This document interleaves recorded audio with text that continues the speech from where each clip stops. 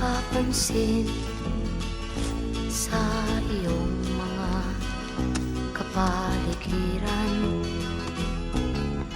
Kay dumi na ng hangin, pati na ang mga ilog natin. Hindi na masamang pag-unlad at malayo-layo na rin ang ating narating. Ngunit masdan mo ang tubig sa dagat, dati kulay asul, ngayon'y naging